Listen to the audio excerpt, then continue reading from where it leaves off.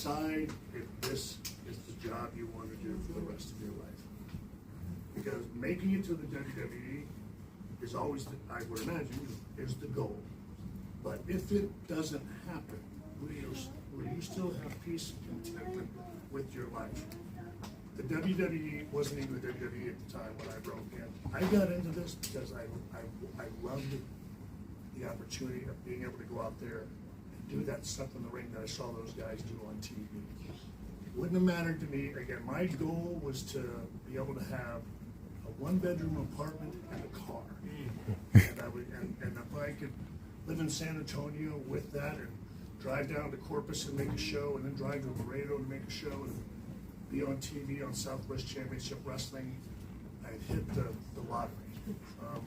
The business clearly has changed since then, and obviously now we're talking about, you know, global superstars, and again, these people having all sorts of opportunities outside of this. But when everything's said and done, I think the majority of them will tell you that we all got into it because we wanted to go in there, you know, and wrestle. Now, granted, again, you and even you know, the superstars up here, you guys are a generation that you can't help but to not look at WrestleMania. But there were no WrestleManias when I started. But when everything's said and done, this is the line of work that they committed themselves to.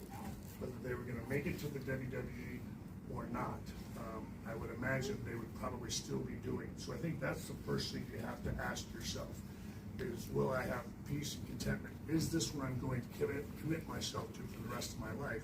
Because you don't know what the future holds. I've watched people's lives and careers change, mine included. Mine changed on a 3-hour car ride, okay? From Hartford, Connecticut to White Plains or something like that, the story that I'm told.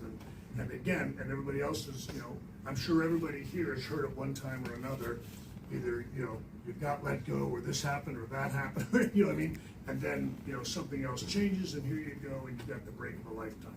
So you have to first decide whether you're going to commit to doing this, because it isn't over until it's over, and it's not over until you decide that it's over.